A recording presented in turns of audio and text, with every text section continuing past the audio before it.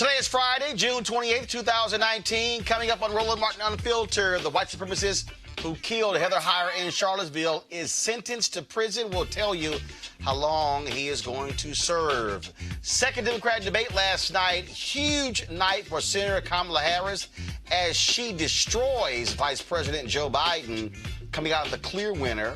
But also, Biden still has issues answering that whole thing about being anti-busing. I'm going to deconstruct his answer last night and his explanation today, which is still problematic. Senator Tom Cotton of Arkansas, this fool, took a shot at Harris over her comments about Biden last night. You really want to bring up Republican Party and race, Tom Cotton? I'm going to deal with you. And, of course, conservative Ben Shapiro looks like an ass with his comments about busing. I'm going to deal with him as well. Oh, yes, I'm prepared to whoop a lot of ass today on today's show. All right, folks, we'll also talk about the issue of gerrymandering and how this is all about locking in white supremacy. Trust me. Wait till you hear what my guest has to say. Also, a top chicken company cuts off black farmers. We'll talk to a reporter with ProPublica who broke down this story. And we'll also discuss an Alabama woman being charged for the death of her unborn child because she was shot. And today marks the anniversary, the 50th anniversary of the beginning of the Stonewall riots. Folks, it's time to bring the funk on Roland Martin Unfiltered. Let's go.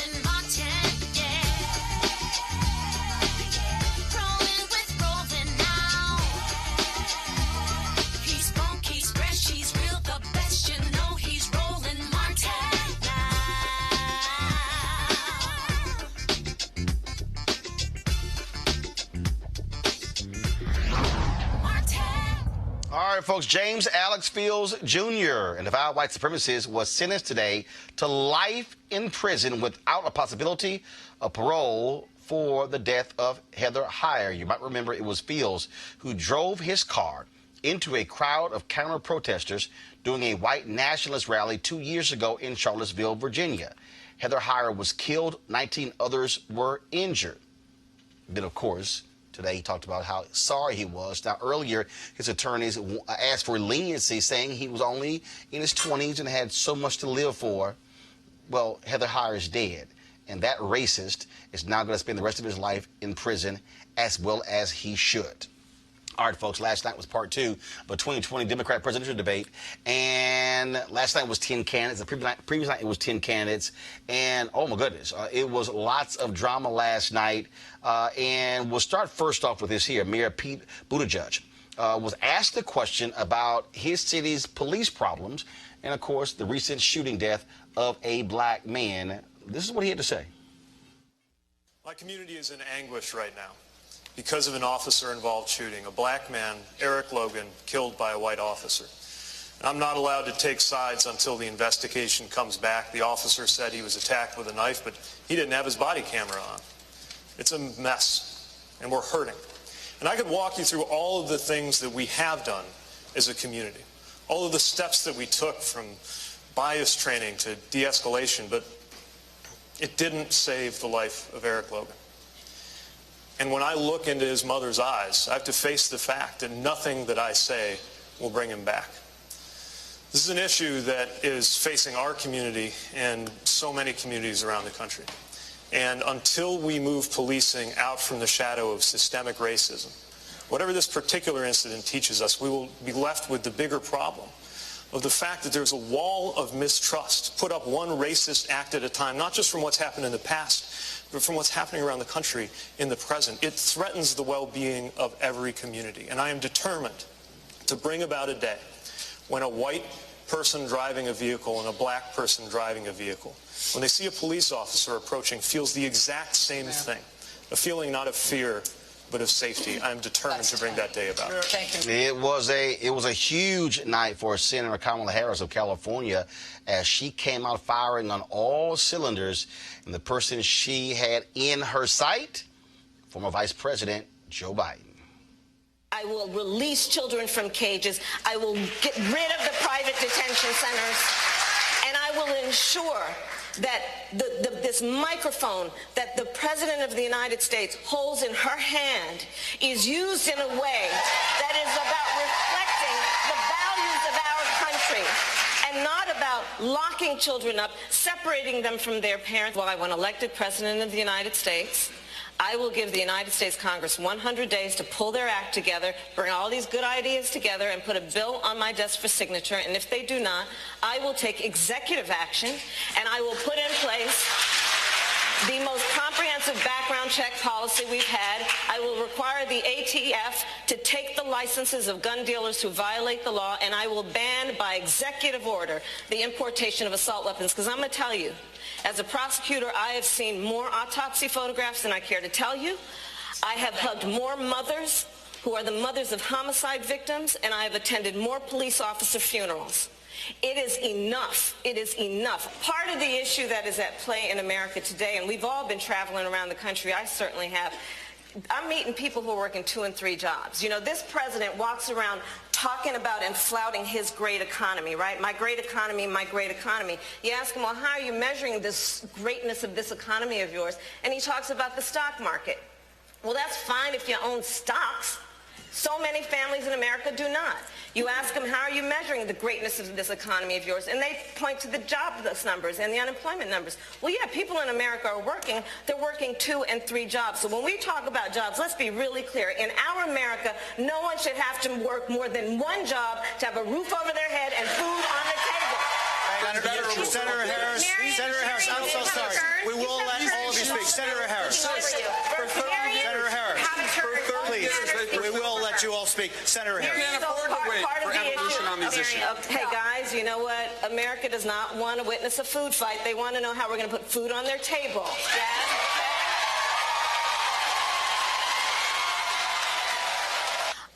There is not a black man I know, be he a relative, a friend, or a coworker, who has not been the subject of some form of profiling or discrimination. Growing up, my sister and I had to deal with the neighbor who told us her parents couldn't play with us because we were black.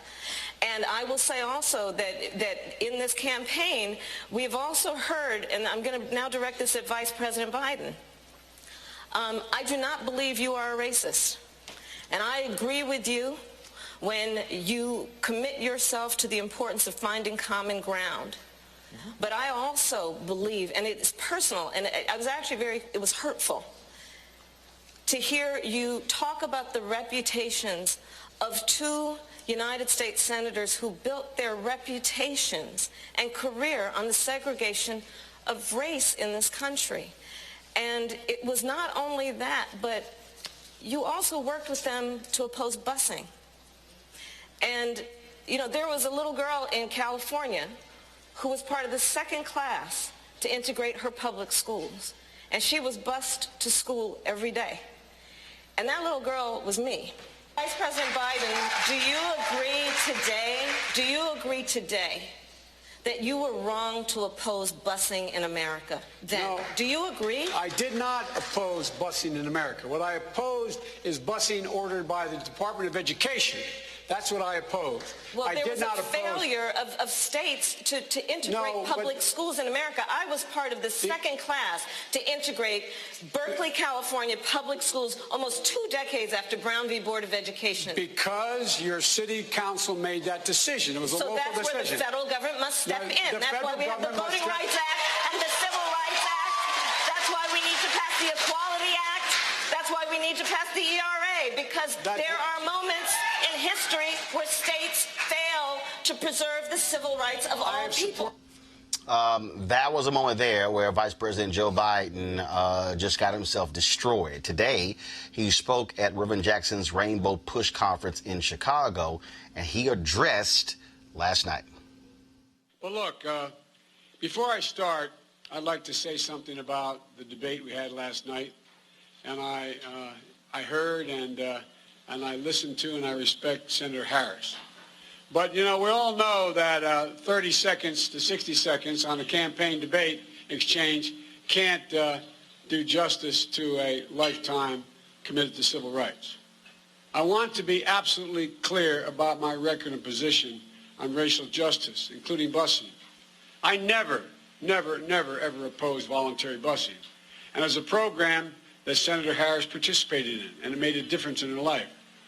I did support federal action to address root causes of segregation in our schools and our communities, including taking on the banks and redlining and trying to change the way in which neighborhoods were segregated. I've always been in favor of using federal authority to overcome state-initiated segregation.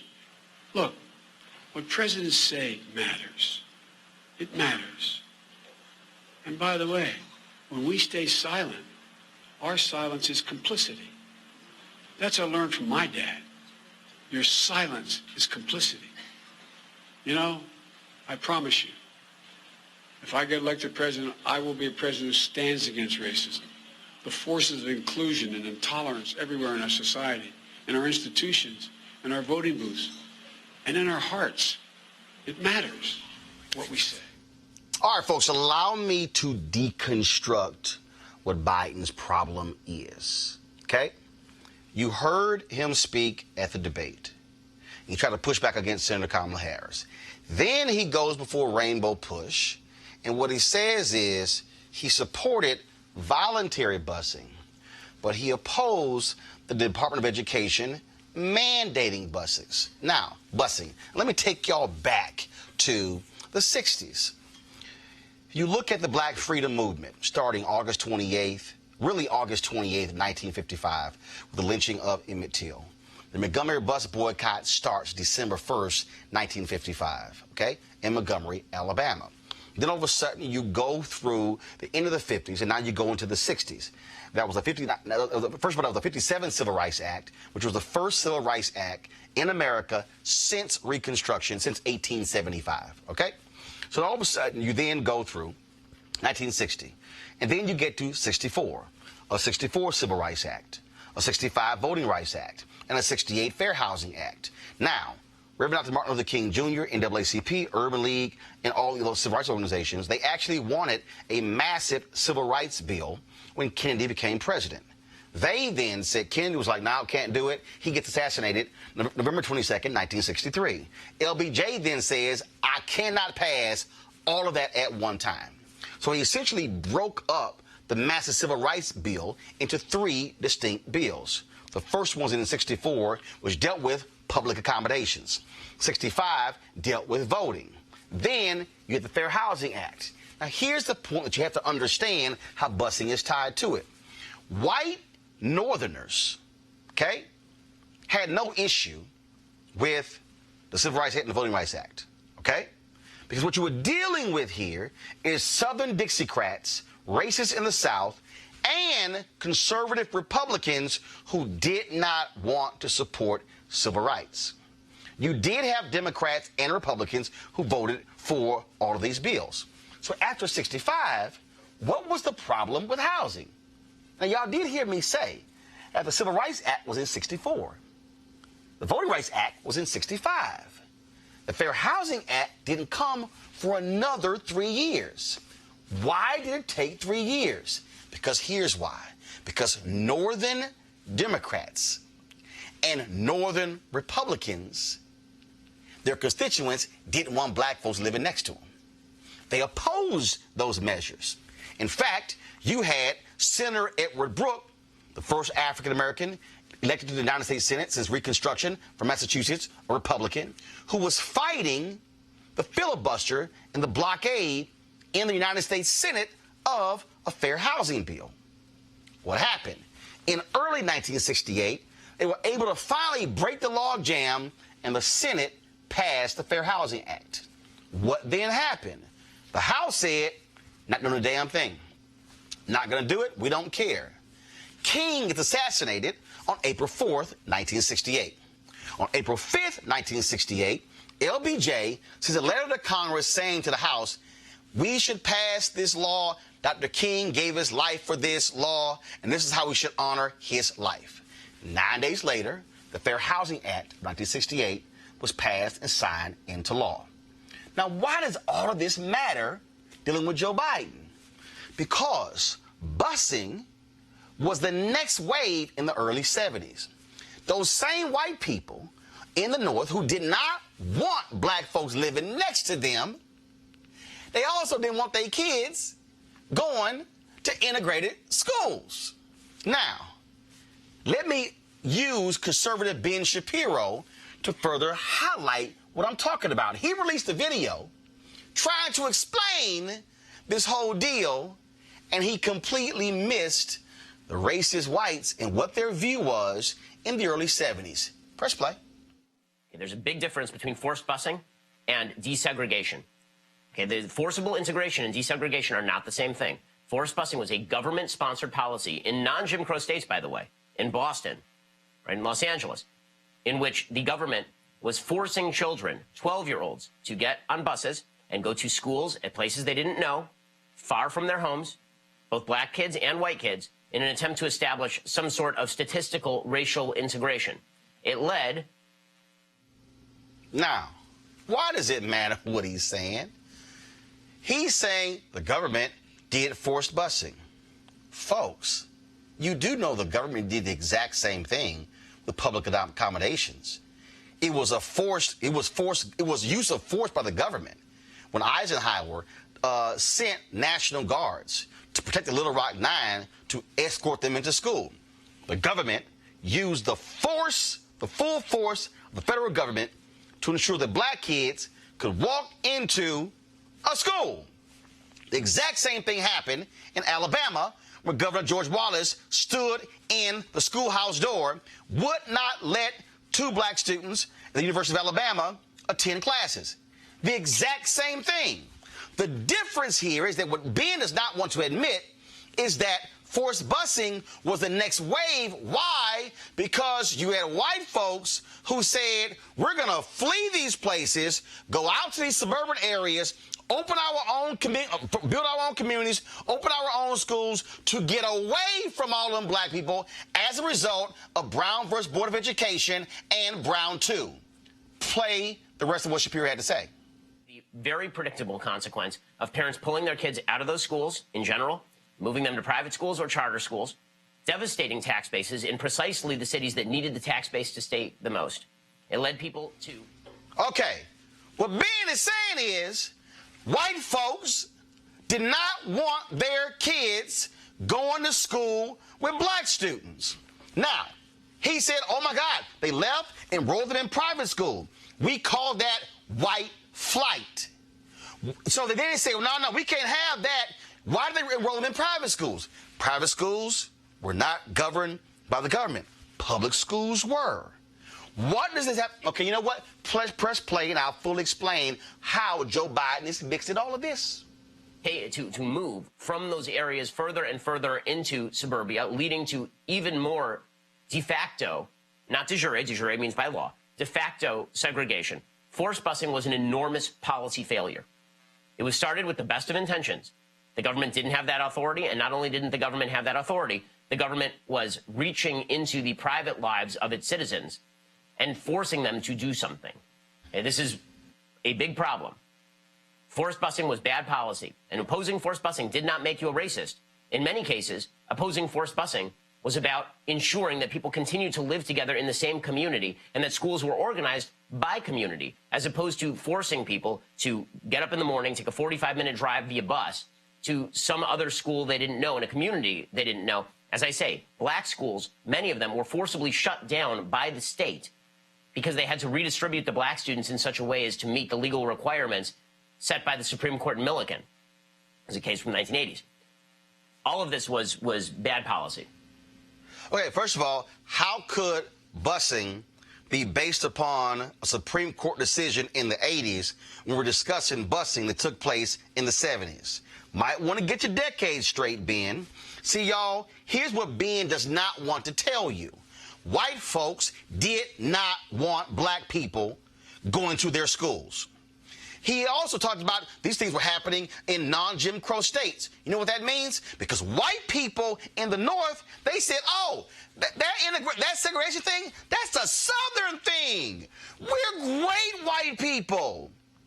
But they were in denial. Why do you think the white folks in Boston so fiercely opposed busing? They despised Senator Ted Kennedy. First of all, why was there even a need for busing? Do you know why? Because Brown versus Board of Education took place in 1954. They said all deliberate speed, and here we were some 16, 17 years later, and we still had inequities. Why? He said, well, folks wanted to go into the areas where they grew up and where the communities are. People look like them. Do you know what that meant? White people with means said, we're going to hold our resources, build our schools, the hell with y'all. The government said, oh, no, white folks. Y'all ain't getting off that easy. We're going to bus black kids to the better schools that y'all set up to give them access to those schools. Ben is saying that's a horrible idea because they didn't want us in their schools. Y'all, now let me also help you out so you can understand. What the school system in America is set up based upon what? Communities. White people had means. So they said, you know what? The way we can keep black people out, is hell. We're just going to move further out, build communities with more expensive homes. They can't afford to live here. That system is still set up today because they ran away from black people. They never wanted their kids to go to school with us. And when they fled, the government said, no, we're going to send the black kids not to achieve some kind of stat, but for the black kids to have access to the high-quality education that white kids were getting. Senator Joe Biden was a young United States senator from Delaware, and his white constituents wanted him to say, they can't tell us what to do. Now, I'm about to go to Reverend Jesse Jackson in just 1 second. Why is all this important? Because the argument that Joe Biden is making is that I was cool with voluntary busing and not forced busing is the same thing that segregationists said, we don't want the federal government telling us what to do. It's the exact same argument. So Biden is saying, I was cool with voluntary busing. Oh, no. I fought this and this and this, but not this. Because northern whites did not see themselves as racist. They thought Bull Connor was a racist. They thought the folks in Albany, Georgia were racist, and all across the South. And they said, but no, we just want our schools together. That's why he's wrong. All Joe Biden had to say was 3 words. I was wrong. I should not have taken the position. That would have eliminated all of this, but for some reason he can't do it.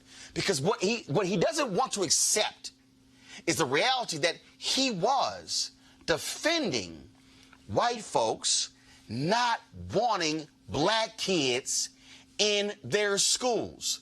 Schools are about resources. Resources in America are determined by neighborhoods and communities. Neighborhoods and communities are determined by the value of homes. The value of homes in America are determined by the wages and the salaries of the very folks buying those homes. The reason you have segregated schools in America today is not because of charter schools. It's not because of magnet schools. It's because neighborhoods are based upon people. And if white folks in America have more money, you're going to see largely white neighborhoods. And black folks do not have as much money. You will see, guess what? Largely black neighborhoods, largely Hispanic neighborhoods. This all boils down to money. And Joe Biden, all he had to say was, I was wrong. It was simple as that. I was wrong then. He could shut all of this down, but he doesn't want to use those 3 words because it still holds, and that's the problem. She was right, Vice President Biden. You're not a racist. But the reality is you were defending what is so deep down inside of white America, and that's why they oppose busing.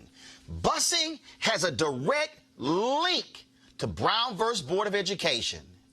And that's why this thing is still so prevalent, and that's why he aligned with the segregationists in the South to get to be against busing because they both believe the same thing, and that is we don't want the federal government telling us what to do. And Black America, the only way we have been able to get rights in this country is by the federal government telling folks what to do, which is why yesterday's Supreme Court decision on dealing with gerrymandering is so important, because it is not political gerrymandering. It is race-based gerrymandering that impacts political. Reverend Jesse Jackson Sr., I know you were on the phone. Let me go to you right now. Reverend Jackson, are you there? How are you doing today, my brother? Reverend, I was just laying out. Hello? Yes, Reverend, you there? You got me? Reverend, I am here. Reverend, I was just laying out, all Joe Biden had to say was, I was wrong. His position on busing was really defending those white folks in the North who did not want black kids going to their high-quality schools. That is the real issue here, and he just won't do it. Can I bring it another way? Go ahead.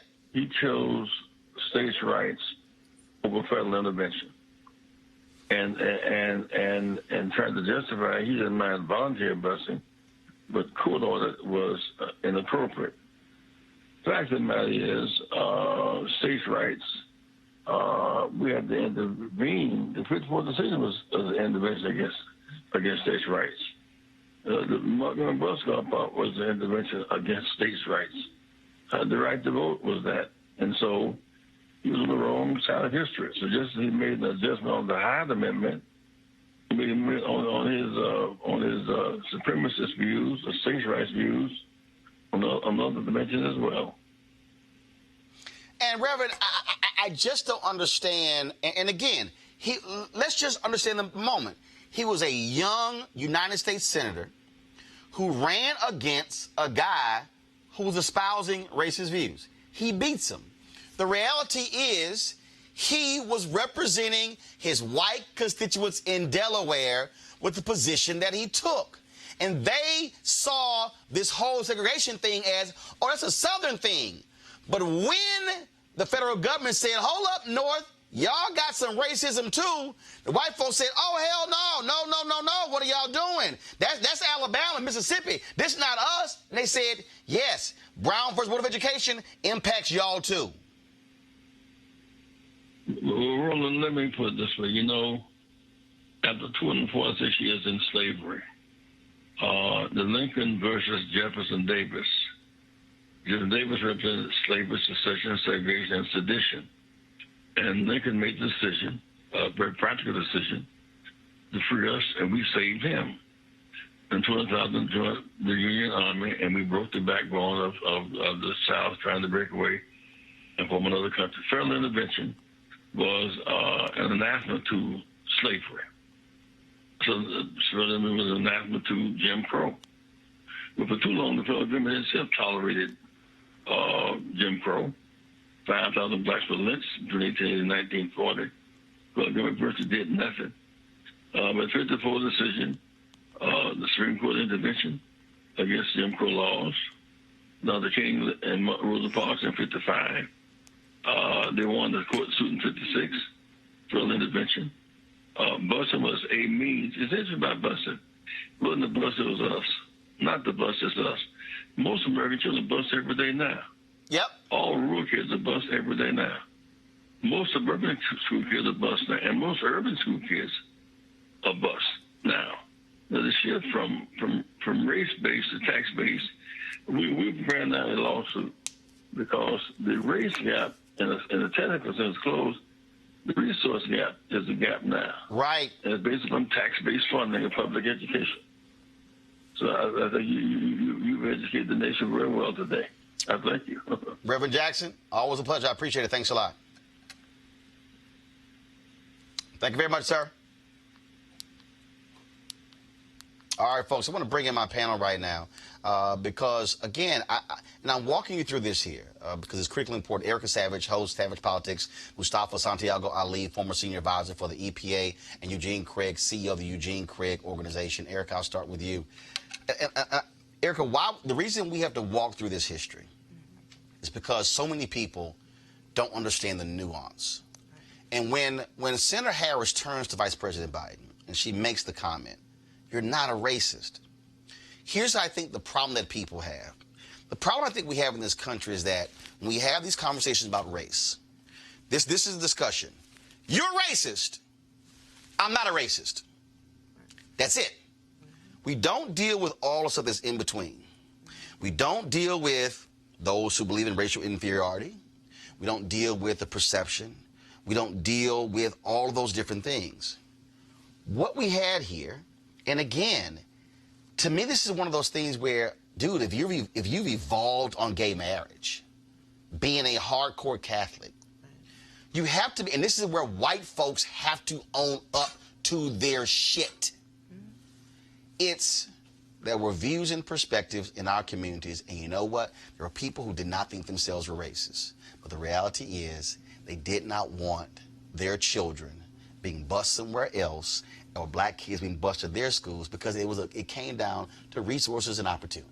Right, absolutely. And I'm glad that you laid the foundation, Roland, which is so important because as we enter into a general election cycle in 2020, voters are going to have to know more than a 2019 person. They're going to have to review and research. And Joe Biden has a 40-year record. It's not enough that he served as the vice president of the first African-American president in history. It's really about what this presidency is going to mean for black folk, particularly since black women voters are the key, are the ticket to who's going to be elected as the Democratic nominee.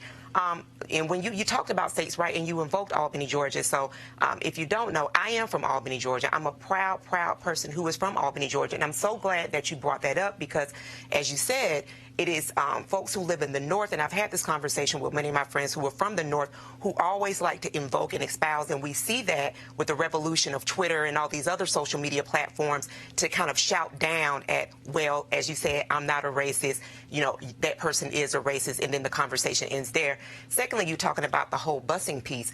We go back to where, you know, everybody's being bused to, that is the schoolhouse. And so in those traditional settings, this type of information is not brought forth, which is why it is incumbent and it is so important for people to really, really review, look back, find out how all these things connect so that that person becomes a more informed voter and then has a better understanding why they're seeing gentrification happening on steroids, right, who opportunity zones are for. Those things are very important as voters head to the ballot. I want y'all to re-rack Biden speaking into the rainbow push. I want y'all to let me know when that is ready.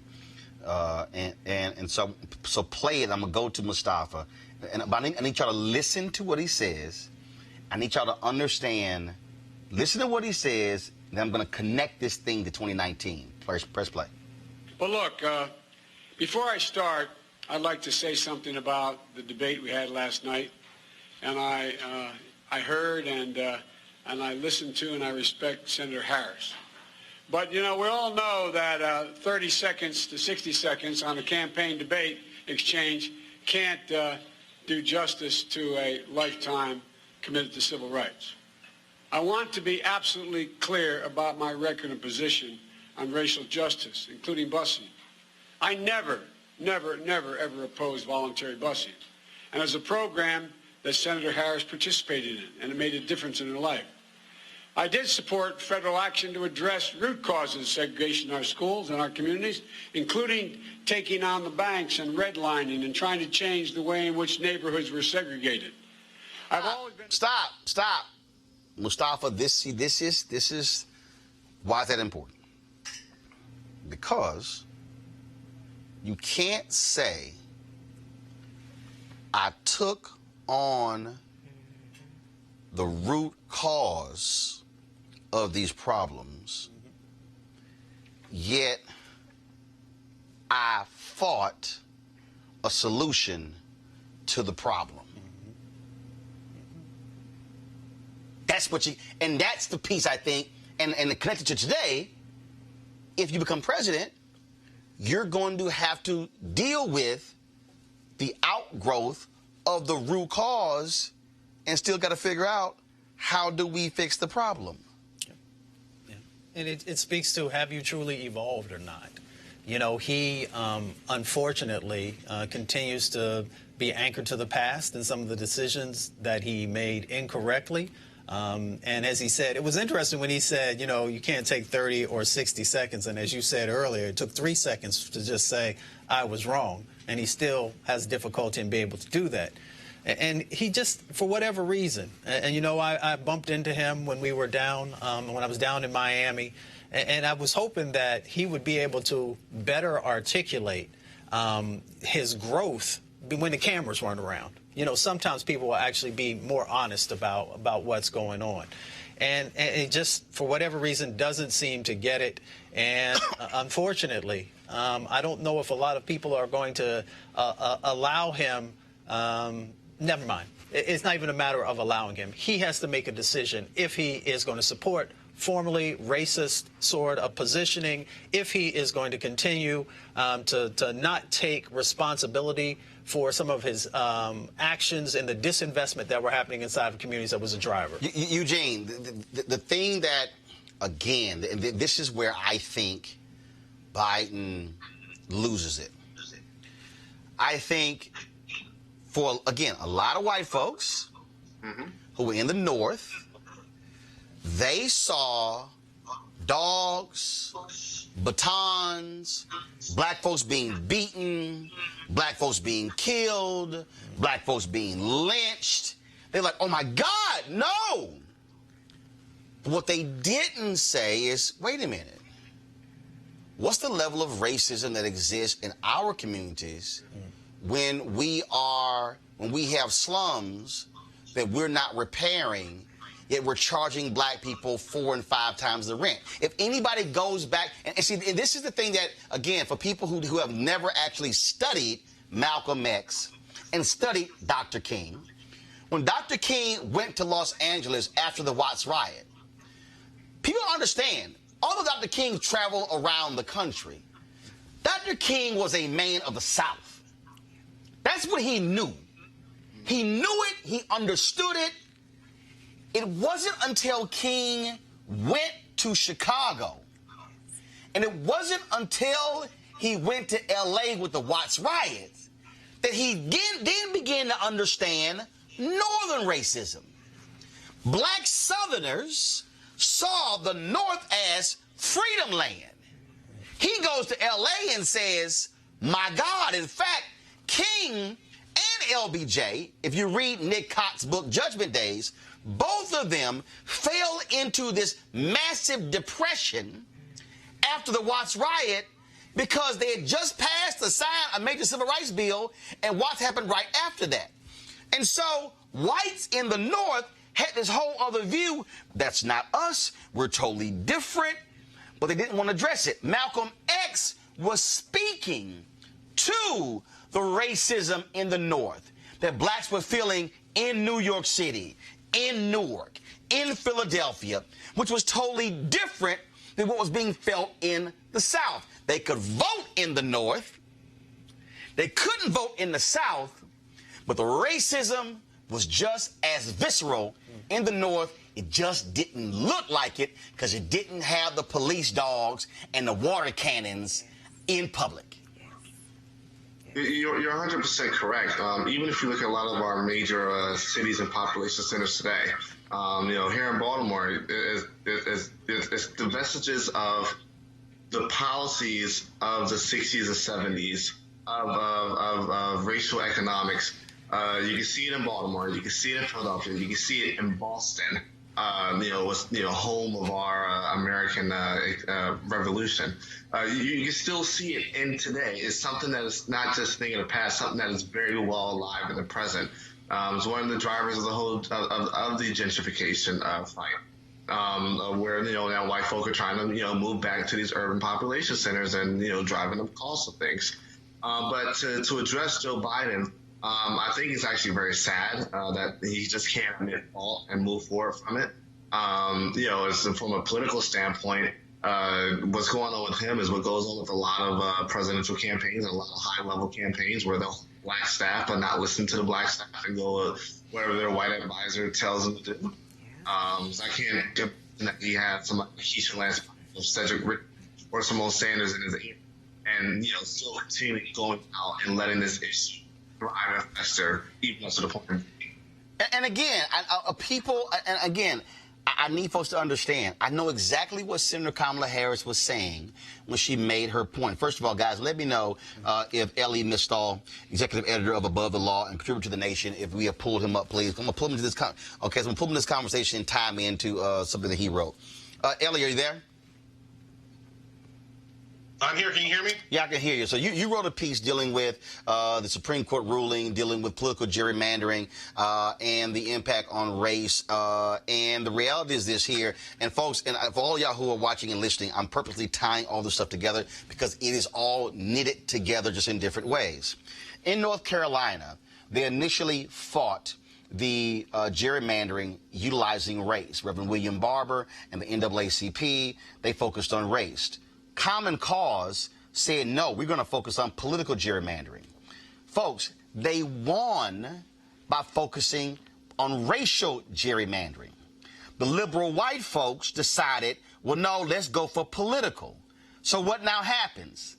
The political case goes to the Supreme Court, gets kicked back 5-4 because they didn't listen to black people. What you're dealing with this gerrymandering case, Ellie, is also tied to this whole Biden thing in the past with busing, because what you have is you have folks who want to talk about America in the abstract. So when Biden says, I was focusing on things that were the root cause, what that really means, if I could somehow redefine what he said, is I'm focusing on that other stuff. But when it came into his backyard, when it came into his constituents' backyard, they said, hey, y'all go deal with that other stuff, not what's happening in my backyard. And that's really what Biden was dealing with when he opposed busing. And white America, Ellie, just can't get past this notion that if they didn't have a Klan robe or they were not sicking dogs on people, that somehow I had no racial feeling whatsoever. That's really what's at play here. What I feel, when you want to talk about root causes, I always think that the Supreme Court is one of the key root causes, right? Yes. What white people, I think, not all white people, obviously, what some white people really fear is that sharing of power. Right? And that's how you get into school segregation. That's also how you get into busing. And that's certainly how you get into gerrymandering. What gerrymandering is trying to do when white people do it is to keep from having to share power with the minorities in their community, right? Like if you have a district with equal representation, Democrats and Republicans split into 4 districts, there are lots of ways that you can do that. You can make 4 districts that are 50-50 Democrat-Republican. You could make 2 districts that are Republican and 2 districts that are Democrats, or you could make 3 districts that are Republican and 1 super district that's Democrat, and that's what the gerrymanderers, that's what the Republicans want to do. That is essentially what they did in North Carolina. So now there are 2 different ways, and you brought this up, and it's a really important point. There are 2 different ways to kind of constitutionally think about that issue, right? On the one hand, you can think about it as a political gerrymander, the way that I just split it up, Democrats, Republicans. The other way you can do it is that you can think about it as a racial gerrymander. You want to put all the white people in the 3 districts and all the black people in the 1 district, right? What Roberts did yesterday, in honestly one of the worst decisions that I have read, is that he parsed the difference between political gerrymandering and racial gerrymandering, trying to say that he was trying to help black people, by the way. We'll get to that. But he parsed the difference between political gerrymandering and racial gerrymandering and said that when it's political, when the Republicans are just doing it to beat the crap out of the Democrats, that's not just constitutionally fine. That means that is so constitutional that the courts cannot even review it. The only way in that situation that you can get redress for having your vote essentially gerrymandered out of existence is to win an election, which is a completely Kafkaesque circular argument that Roberts laid down. But when it comes to the racial gerrymander, oh, no. Then the courts can allegedly still strike down a gerrymander that's just about race, because that would violate equal protection. And that seems like a victory for black people, but it ain't. Because what Roberts wants to do with that, and what especially your boy Clarence Thomas wants to do with that, is that he wants to say that gerrymanders that have been done so that black people can have pick their own representative, right? So that Harlem can have a representative for Harlem and not a representative for the Upper West Side of New York, which might not turn out to be a person of color. So they want to, Clarence Thomas and John Roberts want to be able to strike down that gerrymander and say that you can't break up your districts so that you can make sure that you have a black representative, a Latino representative, and a Jewish representative, and a LGBT representative. No. That's unconstitutional. But if you just want to do it so that Republicans beat the crap out of Democrats every day, that's fine. And that was the decision. And what you're dealing with, Erica, and again, we're knitting all this together, folks, because you need to understand the commentary I did yesterday about how all of these things are interrelated: the political, the local, the state, the national, and the courts. If you go back to, I believe it was 1883, when the Supreme Court invalidated the 1875 Civil Rights Act, and they literally wrote, the Supreme Court, to Ellie's point about how they really really made a determination in America whether we were going to have true segregation or we're going to have freedom, depending upon the time period you're living in. That Supreme Court literally said Congress could not outlaw segregation because of states' rights. And so when Biden is saying, I was for voluntary, not forced, what he's saying is, I didn't want the federal government telling a local city council or a local city school district or a local county government or what to do.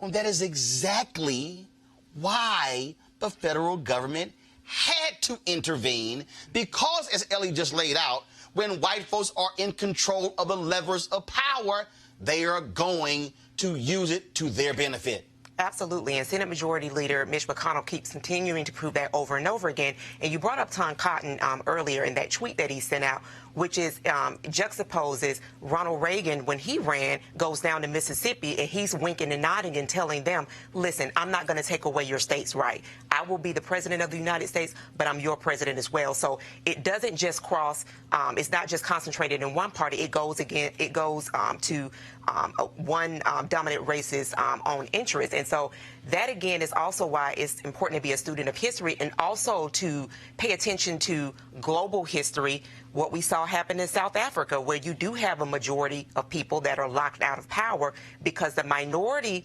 the minority folks are locked out of power because the majority saw the wave coming, and they solidify a concentration where it doesn't matter if it's 80% of you all. We will still retain political power. Eugene, I'm going to go to you right now, then Mustafa. Pull up the tweet of Tom Cotton. I'm about to link that to this, folks. This is what Tom Cotton, of course, Republican from Arkansas, this is what he had the audacity, the unmitigated gall to tweet last night after the Democratic debate. Pull the tweet up, folks. Joe Biden and Kamala Harris are helpfully reminding Americans that the Democrats were the party of slavery, secession, and segregation. By contrast, the Republican Party was founded on and has always stood for the natural equality of all men and women. Eugene, I tweeted him last night, and I said, really? Well, why won't you speak to why you said, when they were talking about the crime bill, that more Americans should be put in prison, Senator Cotton? I then said, Senator Cotton, please speak to the issue of voter suppression and the targeting of black voters, and Republican Party going along with that. And I went down the line. So here you again have a white Republican and Tom Cotton representing lots of black folks in Arkansas who supports policies that are race-based, But he wants to say, oh, it's those Democrats in their past, as if the Republican Party doesn't have its own past, because it too benefited from white supremacy and benefited from Jim Crow, and yes, benefited from slavery. Forget the past, we already have the current, future, and present.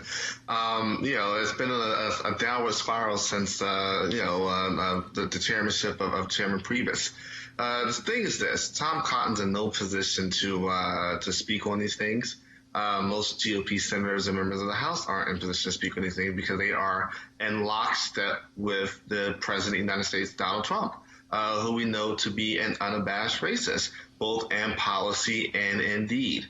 And so, the thing is this, the Dixiecrats, are your current day Republicans in many places. Your Democrats are, still, some of them are still hold racist views as well. There's racism in both parties. But Tom Cotton is in absolutely no position to speak on this, especially some of the votes that he's taken, some of the policies that he's opposed, and some of the narratives that he's pushed as a U.S. Senator. Mustafa, the mistake I think the people are making, they're saying, oh, that's right, see, that's it. I ain't voting for Biden. You know what? I'm not going to vote for Harris because, she was Attorney General, and this is what she did when she was Attorney General. And then they say, oh, I'm not going to vote for Castro, and then I need to see this, I need to see that. But what these folks need to understand is they had better open their damn eyes to the much broader picture. There is a very clear and concise plan of action by today's Republican Party, knowing full well that America is about to become a minority nation. The Republican Party today, and I have no problem saying it, wants this nation to, in many ways, to be like South Africa. Mm-hmm. How can we lock in power using the courts, mm-hmm. which is now reinforced political gerrymandering, which now means the control of the state legislatures and the gubernatorial mansions in these largely southern states, throwing in these western states, throwing in these midwestern states for the next 50 years. Yep. That is what is at play. And anybody out there who is saying, I'm not going to vote, you're a dumbass if you don't understand that they want to control America for your children, not just you. Yeah, and your children's children. It's the strategy that's in place to make sure that you hold on to power. And, we talk about how important the courts are, because the courts are going to make some decisions that are actually going to guide what the states are doing, going to guide how policy is being interpreted and moving forward along with the laws. And I hope folks will finally wake up and get this. So, when we're having this conversation about gerrymandering, it's so much larger because this is going to be determining who has the power of their vote. This is also going to determine who is going to get the resources to be able to deal with housing, who's going to be able to deal with the resources that are necessary to make sure transportation routes are not extracting wealth from your community and bringing wealth back into your community. Who is going to have the power to determine, what's going on with the environmental issues and jobs and so forth and so on. All of it ties back into your vote, and the vote is controlled by the way the gerrymandering places certain power into certain people's hands. And, Ellie, we saw what happened in Florida, where the people went to the polls, passed Amendment 4 to restore the voting rights of the formerly incarcerated, and it was a Republican Party in Florida that got there because of, I will say, racial/political gerrymandering. A supermajority completely overruled the voters, put in this poll tax, and now what people thought was going to be upwards of 1.4 million people getting the right to vote, they're like, nope, we're going to lock this in, because they knew exactly what that meant, which means that if you're sitting your ass watching right now and saying, I'm not going to vote because I'm not hearing the perfect candidate, you had better understand that you not voting, you literally are doing exactly what they want to do. And let's not forget when Donald Trump said the African Americans were great, they didn't vote in 2016. I agree with everything that's been said. You can't let your vote be colonized by the Republican Party, because that's what they're trying to do to it. As other of your guests have said, I think it was Erica who just said it, the Republican Party plan is exactly like the white South African plan. Like that's not hyperbole. They understand that they're about to be a minority, that we're about to be a majority minority nation. They understand that they cannot win either statewide or national elections if everybody votes, and they certainly understand that they cannot win if all people of color vote. So their attack is to both directly suppress the vote. I mean, just straight up like lose ballots and change polling time, like just straight up directly suppress the vote. Their plan is also to demotivate the vote impartially by, oh, this candidate has this problem, this candidate has that problem, maybe you should just stay at home, maybe you should just vote third party. Like that's also part of their plan. And if all else fails, that's when they kick it up to the courts, who will, as you said, what's happening in Florida is a poll tax. We have an amendment saying that you can't have a poll tax, but is the current Supreme Court with Neil Gorsuch, who was on the court because Mitch McConnell stole a Supreme Court seat from a black president, and Brett Kavanaugh, who allegedly attempted to rape somebody, are those two guys going to vote to uphold our constitutional amendment for the poll tax? I don't think so. So you're absolutely right. You can't let all of the sadness depress you from going out to vote. In fact, the only thing you can do is to make sure you vote, make sure you fill out the census. I know you have a lot of Latino listeners and viewers, Roland. This whole census thing has been one giant attempt to discourage Latino people from filling out the census form. And filling out the census form is one of the most critical things that you can do, because it determines which states have representation and which communities have representations. We have to get the message out that people must fill out the census. It's an all of the above strategy. But I do want to break into something you said about Tom Cotton, because look, Tom Cotton's a jerk, and we don't need to talk about him. But I don't want to let Democrats off the hook. Oh, absolutely. Because when the Democrats get in power, they do not do the kinds of things that are necessary to protect us from when the Republicans inevitably, cyclically retake power. The Democrats do not do a good job of appointing hardcore progressive and liberal judges who are going to defend our rights. Right. The Democrats do not do the job of putting in place the legal protections that people of color need to protect their votes. So the Democrats have some of this blood on their hands. Absolutely. Which is why the election of an Alexandria Ocasio-Cortez, and Ayanna Pressley, Tlaib in Detroit, Ilhan Omar in Minneapolis is critically important, because you need folks who understand that. And that's the piece there, which means you can't get an AOC or an Ayanna Pressley or an Ilhan Omar if you don't vote. Absolutely not. Look, I live just north of AOC's district, and depending on how the census goes, New York could lose a seat. And there are forces out here, even on the Democratic side as well as the Republican side, who hate AOC so much that they're not, I don't want to say targeting, that's too strong, but they are thinking that her seat might be a seat that they can lose. And all I got to say when they think about that is like, well, what you're really saying is that my congressman about to lose his seat. Because if AOC has to run against my congressman, guess who I'm voting for, right? And African Americans, Latino Americans, that's how we have to be. That's how we have to start voting. We have to start voting for what we want and not vote against what we're scared of. Elliot Mistal, I appreciate it, man. Thank you so very much. Thank you so much for having me on. All right, folks. There's a reason I'm walking y'all through this. There's a reason why we're trying to connect history with present day. I really hope Joe Biden and his campaign watches this last hour to understand how these things are all interconnected. And speaking of how they're interconnected, we come back from this break. We're going to talk to a reporter from ProPublica who has a story about how major chicken companies have been targeting black farmers one by one to put them out of business. That's next, Roland Martin Unfiltered. You want to check out Roland Martin Unfiltered? YouTube.com/Roland S. Martin. And subscribe to our YouTube channel. There's only one daily digital show out here that keeps it black and keep it real. It's Roland Martin Unfiltered. See that name right there? Roland Martin Unfiltered. Like, share, and subscribe to our YouTube channel. That's youtube.com/Roland S. Martin. And don't forget to turn on your notifications so when we go live, you'll know it.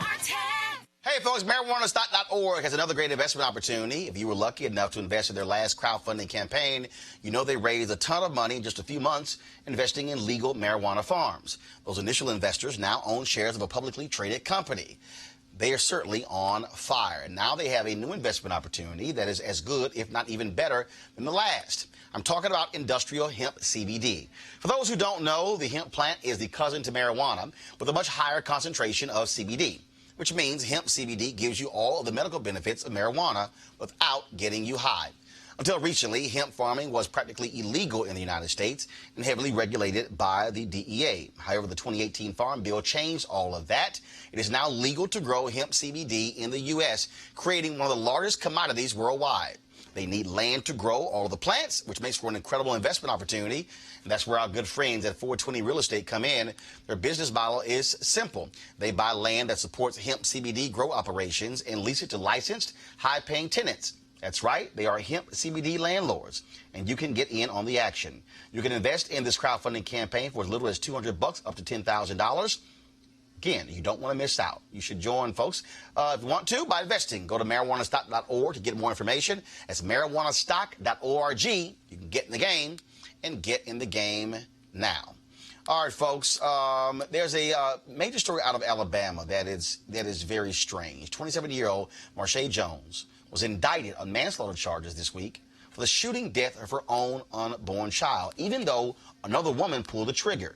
Jones was 5 months pregnant when an argument broke out between her and another woman outside a Dollar General. The fight, which police said was over the fetus's father, led 23-year-old Ebony Jemison to shoot Jones in the stomach.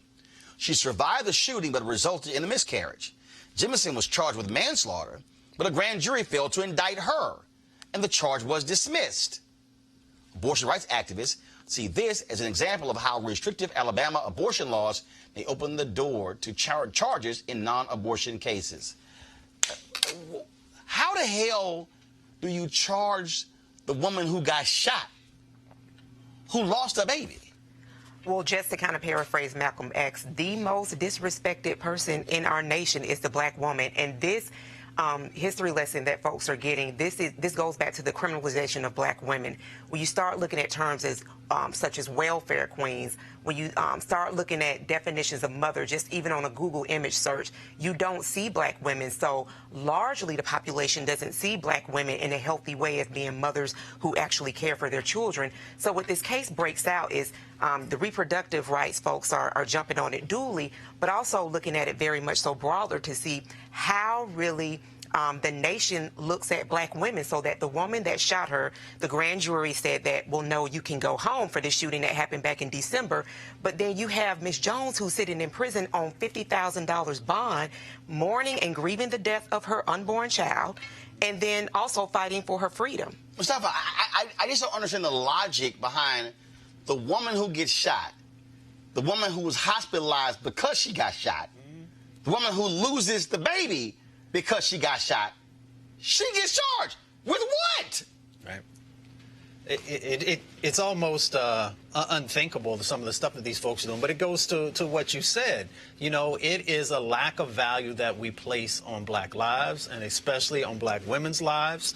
But it also talks about these archaic laws. Even if they're created recently, they actually seem to go backwards in time with how they focus on communities of color and how we are so easily incarcerated. But this goes to the greater narrative that we're having here today about our vote, about the people who get put into positions of power, about the judges who are making decisions around the sentencing that's in this space. And it goes back to us reclaiming our power. Absolutely. And to add to what Mufasa said as well, the fetal homicide law, which is what was applied to Ms. Jones, but that is also in 38 states. So it also ties into what you were saying, Roland, and not for people to look at the South.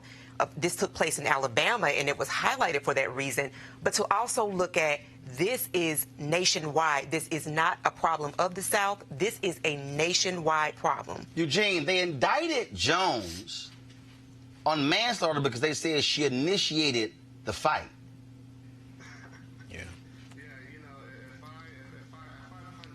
and you shoot me, I don't get charged with murder. You're supposed to get charged with murder. But this is what we see, and I think it would be a mischaracterization to call Alabama backwards. I don't think there's an actual proper characterization of what we're looking at here. The only characterization we probably can reach for is this is what happens when you have political power that goes unchecked. And Alabama Republicans for too long have gone completely unchecked, and this is where we are. Earlier this year, we were covering, the bubbling up of the heartbeat bills and a lot of things that, Right to Life is doing and whatnot. But this is their end game. This is what they want to see. A woman gets shot and her fetus dies. Hey, we're going to charge the woman. This is their end game. This is the result of out of control political power. Well, there is one saving grace there in Alabama. First of all, the grand jury, of course, made the decision to charge. But go to my iPad, please. The county DA is a black woman. Mm-hmm. And she said that her office, they are reviewing this case to determine whether or not they're going to actually pursue the case. And so it's a good chance, Mustafa, they may not. Well, that's good. But, folks need to be supportive. Hey, hold up. Black folks elected the sister DA. Exactly. Again, going back to why you got to vote. Exactly. And we should be supportive. People should write in. People should make phone calls. People should do everything to make sure that she has the voice of the community behind her, the voice of the county, and to make sure that, we just got to speak out. But we also got to utilize our power. And again, this is another reason why we vote. Absolutely. All right, folks. Now it's time for our weekly segment on the American worker.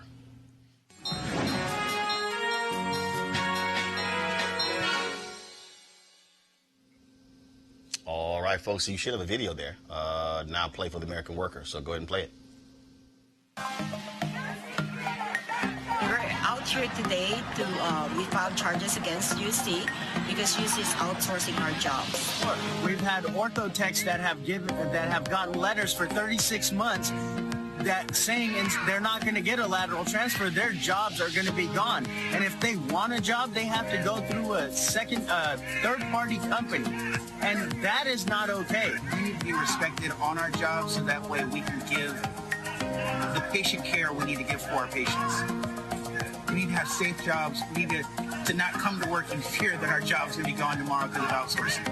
And however long it takes, whether it takes another day, another week, another month, we need to stay on the fight. Whether one day longer, one day stronger, we need to be out here fighting. All right, well, surely appreciate Ask Me for being one of our partners here at Roland Martin Unfiltered. All right, folks, now time for HBCU Giving Day.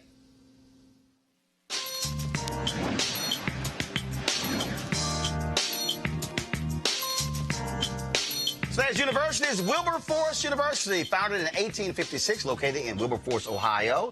Notable graduates include Dorothy Vaughan, Leontine Price, Reverend former Congressman Floyd Flake, Bayard Rustin, and many more. If you want to support Wilberforce, go to wilberforce.edu. That's wilberforce.edu.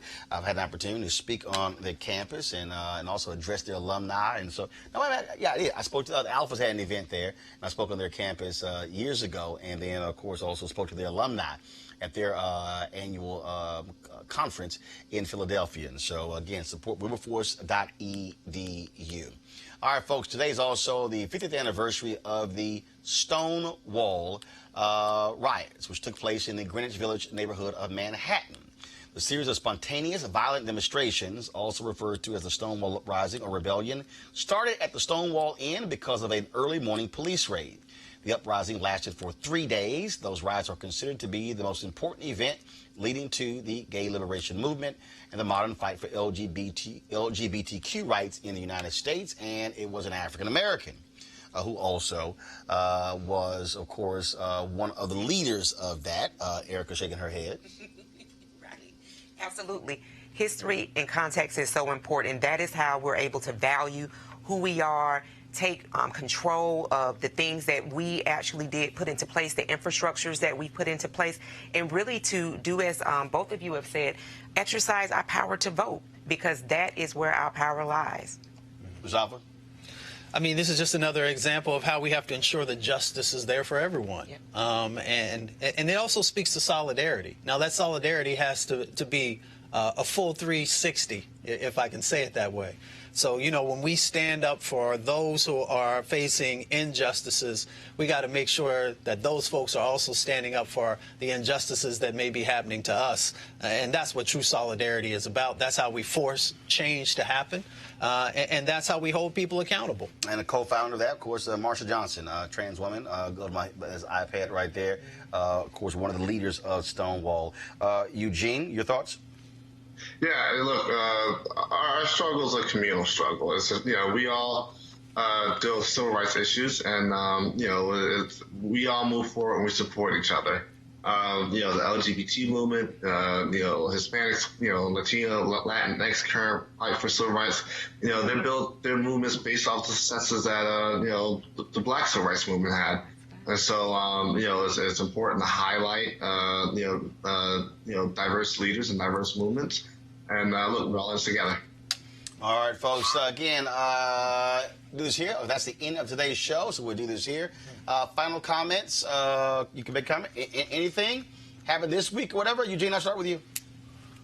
Look, I made early bets on Kamala, and I'm glad them bets is paying off.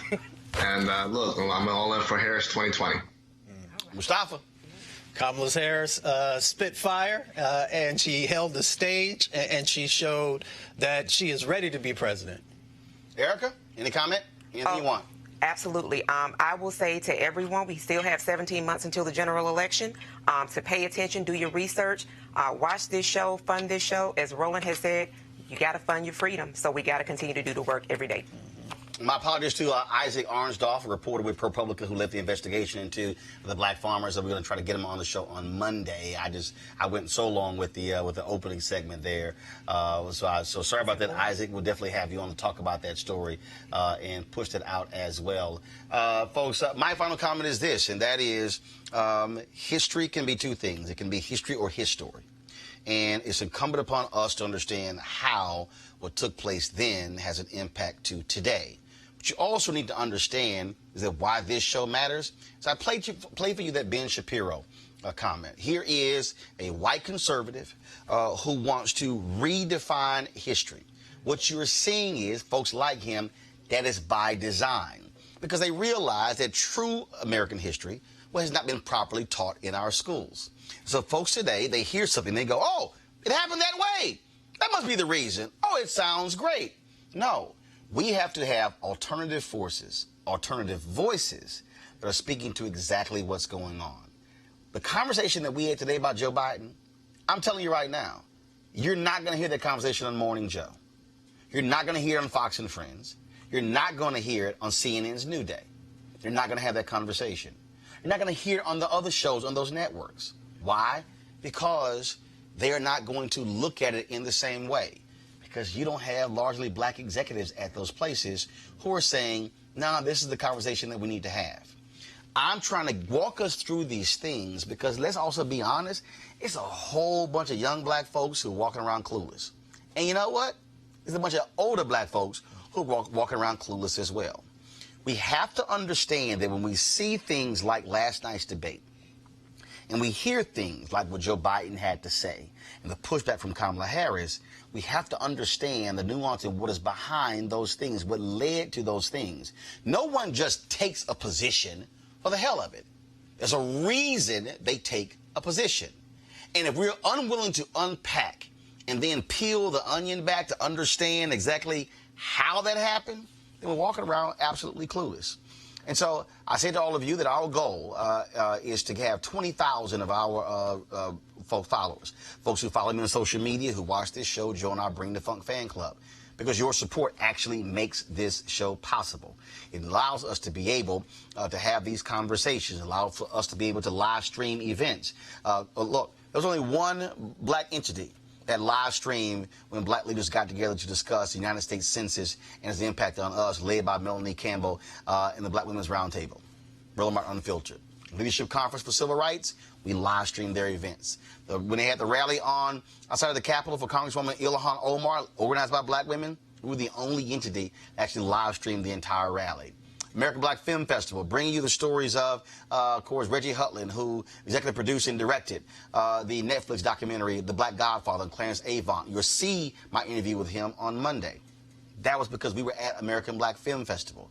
We were there showing you African Americans who were talking about owning and controlling the content. Master P and his children with a movie they have coming out as well. We're going to be at Essence Festival next week. And Essence Festival is not just about music. There's a whole bunch of different people who are going to be there dealing with the issues of the economy and politics, dealing with culture, dealing with black men and black women. We're going to be there. The following week, I'll stay in New Orleans for the Delta Convention, addressing their college division, but then I'll be heading to the Bahamas with Bishop Neil Ellis, covering that religious conference. Why is all this important? Because you can't just depend upon ABC, NBC, and CBS, and MSNBC, and Fox News, as well as CNN to cover us, because it's not going to happen. Go to RolandMartinUnfiltered.com, folks. Support what we do. Our goal is to be here every single day, bringing you the perspective you're not going to get anywhere else, bringing you the kind of conversation you're not going to get anywhere else. We've got a Cash App, we've got PayPal, we've got Square, all those forms. If you want to sit here and say, you know what, I don't want to do any of that. Some of you have said, I want to send a cashier's check or a money order. You can do that as well. The address is on the website as well for you to send it. We're going to close the show out because every Friday what we do is we roll the credits of all the people who have contributed to Roland Martin Unfiltered. We do this every single week because it's our way of thanking you for supporting us and making this possible. I'll see you guys on Monday. Holla!